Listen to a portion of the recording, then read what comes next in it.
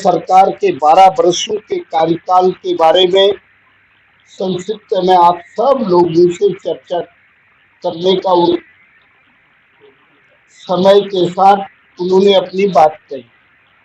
मित्रों, ये भी सत्य है कि 27 वर्षों के बाद, नरेंद्र मोदी जी के 12 सालों के बाद दिल्ली के अंदर रेखा गुप्ता जी की सरकार आई।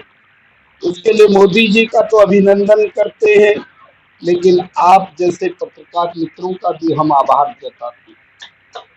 मित्रों, ये भी सत्य है कि मोदी जी के कार्यों के माध्यम से दिल्ली नहीं, पूरे देश के अंदर और विश्व के अंदर इस प्रकार की छाप पड़ी है जिसमें कहा गया है, मोदी है तो मुमकिन है, मोदी है तो मुमकिन है।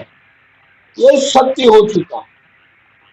और मित्रों, हम बहुत ही सौभाग्यशाली, जिस जमुना पार्क को लोग हीन दृष्टि से देखते और जमुना पार्क के बारे में लोगों की एक सोच हर हमेशा नेगेटिव रहती।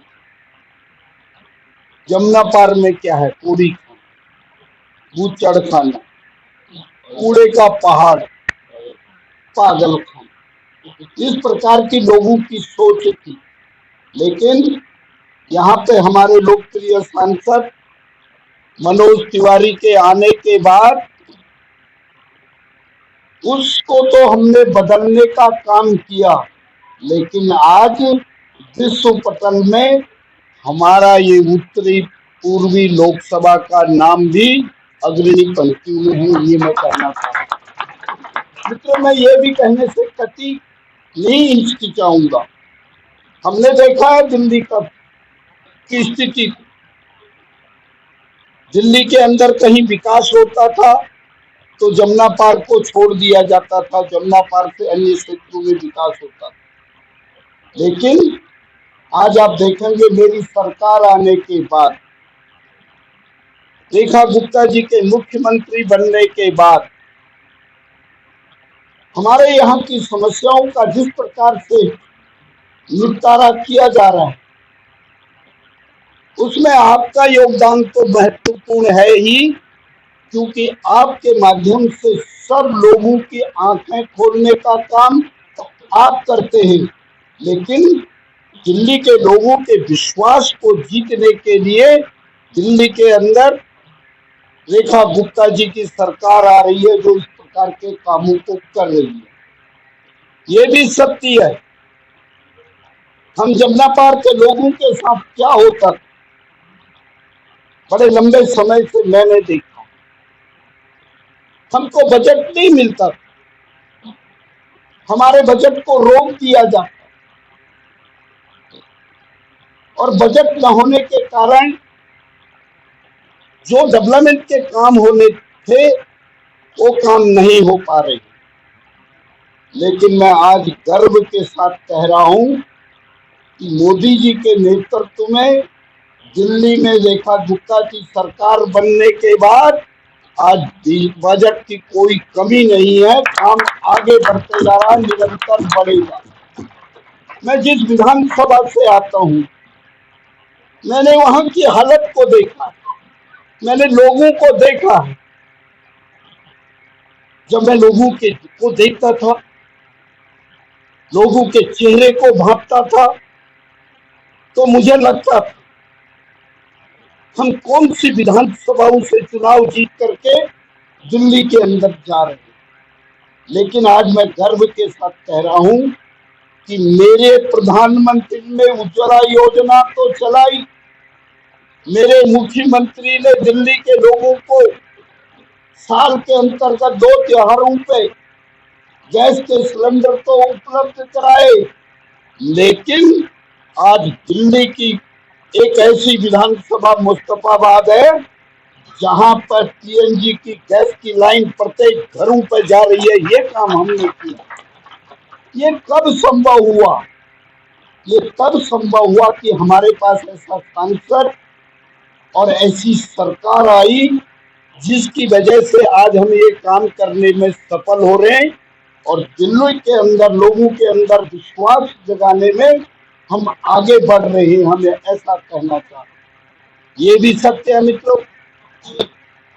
भले ही हमने यहाँ 1993 और 94 के अंतर्गत सोनिया विहार प्लांट लगाया, लेकिन पीने का पानी दिल्ली के अन्य क्षेत्रों में जाता था। मेरी जैसे विधानसभा के लोगों को पीने का पानी नहीं मिलता था।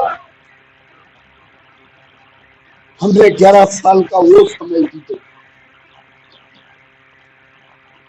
जो झूठ का पुलंदा लेकर के आम लोगों में इस प्रकार से दिग्भ्रमित प्रचार करते थे, वहां पे लोगों को गंदे पानी पीने के लिए मजबूर होना पड़ रहा था। लेकिन आज आप सर्वे कर लीजिए, आप पत्रकार मित्र पत्रकार, जहां सूरज की रोशनी नहीं जा सकती है, वहां प्रेस के मित्रों के कलम और उनकी फोटोएं वहां पहुंच सकती है। इन वर्षों के अंदर, इन 2 वर्षों के अंदर, अभी 2 वर्ष पूरे नहीं हुए, 11 वर्षों के अंदर उस सरकार के माध्यम से जिस प्रकार के हमारे लोगों की अनदेखी की गई, पीने के पानी के नाम से सारी पाइपलाइनें गल गई थी। मनोज जी, मैं आपको एक बात कहते हुए शायद लगेगा कि किस प्रकार की विधानसभा, कैसे लोग थे। 11 वर्ष तक जनता के साथ क्या किया। मेरे एरिया के अंदर जो जींस रंगाई की फैक्ट्रियां, जो तेजाब से वो कपड़े धुलाए जाते थे, उनका पानी सीधा लोगों के घरों तक जा रहा था, क्योंकि तेजाब से पाइपलाइनें गल गई थी। किसी सरकार ने चिंता नहीं की। मेरी मुख्यमंत्री रेखा गुप्ता के आने के बाद उसकी समस्याओं का समाधान करने का हम मित्रों ने, हमारे दोस्तों ने, हमारे पार्षदों ने वो काम करके दिखाया। आज स्वच्छ गंगा जल और पानी देने का काम हम कर रहे हैं, ये मैं कहना चाहता हूँ।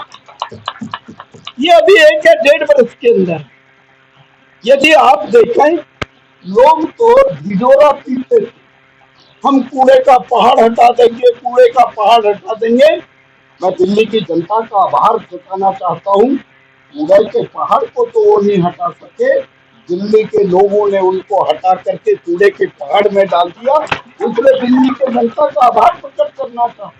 आज आप देख लीजिए, भरतुआ को देख लीजिए, इधर आप गाजीपुर मंडी वाले को देख लीजिए, हमारे पार्षद, हमारे मेयर साहब का, हमारे दिल्ली सरकार का, उन्होंने जिस प्रकार से इसको काम किया, निश्चित रूप से वो इसके लिए अभिनंदन है। और जमुना पार्क को एक नया रूप दिखाने का काम किया, ऐसा मैं मानता हूँ। मैं इन बातों को इसलिए कहना चाहता हूँ। योजनाओं के बारे में कहेंगे, दिल्ली के बहुत सी योजनाएं मेरी सरकार ने और कर रही है। अभी तो 1 या 1.5 साल है, 1.5 साल में बहुत सी योजना पाइपलाइन पे है, थोड़े थोड़े दिनों के बाद वो हो जाएंगी। मैं आपको एक बात कहना चाहता हूँ, स्कूल जैसे आज आवश्यकता क्या, गरीब आदमी क्या चाहता है, वो ये चाहता है मेरे बच्चों को ठीक ढंग से शिक्षा मिल जाए। मेरी केंद्र की सरकार के माध्यम से यदि स्कूलों का इस प्रकार का निर्माण किया गया, तो वास्तव में इसमें सांसद की भी महत्वपूर्ण भूमिका है, जिसकी वजह से इन कामों को अग्रणी पंक्ति में खड़ा किया गया।